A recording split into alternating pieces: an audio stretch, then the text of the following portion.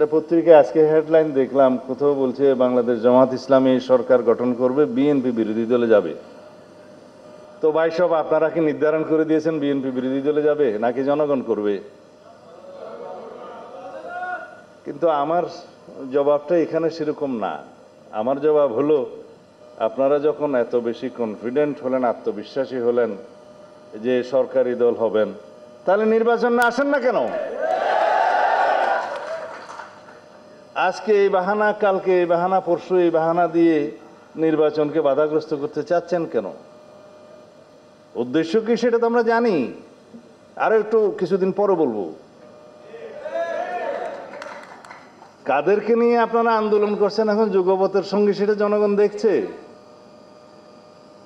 তাদের মধ্যে একটি দল আছে, আমি নাম নিলে তো আবার অসুবিধা, 2024 সালের 7ই জানুয়ারি আমিটামি নির্বাচনে অংশগ্রহণ করেছিল।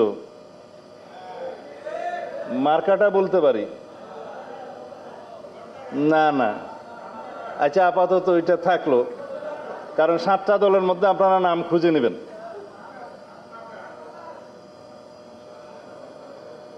তারা যদি যুগপথের সঙ্গে হলে নিষ্পাপ হয়, তাহলে বাকি যারা 28টা দল দামি দামি নির্বাচনে আওয়ামী লীগের সঙ্গে হয়েছিল, তারা কি মহাপাপী? মানে আপনাদের সাথে সঙ্গী হলে যুগপথের, তাদের কোনো পাপ নাই, এই নীতি সঠিক নয়। আর আপনারা কি বাতাসের কথা বললেন, তো যারা 2024 সালের নির্বাচনে তারা অংশগ্রহণ করার সুযোগ হয় নাই, কিন্তু তার আগের সব নির্বাচনে যারা হাত পাকা দিয়ে বাতাস করেছে তারাও সঙ্গী। তাদের সম্পর্কে আমি বললাম বলে আমার উপরে মহা আক্রমণ। কিন্তু সবাই এক এক রকমের দাবি নিয়ে আন্দোলনে যেতে পারেন, গণতান্ত্রিক অধিকার আছে। তা আমরা বলছিলাম যে বিষয়গুলো এখনো আলোচনার টেবিলে নিষ্পত্তি হওয়ার অপেক্ষায়, সেই জন্য অতিরিক্ত চাপ প্রয়োগ করার জন্য কি আপনারা রাস্তায় গেলেন? তো সেই চাপকে আবার বাতাস শূন্য করার জন্য আমাদেরকেও তো যেতে হবে রাস্তায় আন্দোলনে। সেটাকে আমরা এখন চাই, কারণ আমরা আলোচনার টেবিলে নিষ্পত্তি চাই। কারণ বাংলাদেশের গণতান্ত্রিক সংস্কৃতিতে অনেক পরিবর্তন হয়েছে।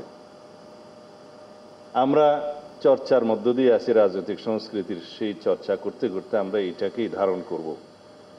আমরা ঐক্যবদ্ধ থাকবো জাতীয় ইস্যুতে, দেশের স্বার্থে ইস্যুতে, স্বাধীনতা, সার্বভৌমত্ব, গণতন্ত্রের ইস্যুতে, যে কোনো জাতীয় বিষয়ে আমরা ঐক্যবদ্ধ থাকব। কিন্তু গণতান্ত্রিক চর্চায় আমাদের মধ্যে বাহাস হবে, মতভিন্নতা হবে, বহুমত পোষণ করব, কিন্তু সেটার নিষ্পত্তি হবে আলোচনার টেবিলে। আলোচনার টেবিল এবং আন্দোলন দুইটা যদি একই ইস্যুতে হয়, তাহলে এটাও স্ববিরোধিতা। কেউ বলছেন পিআর চাই, ঠিক আছে, পিআর যদি চাইতে হয় সেটা তো ডিসাইড করবে জনগণ।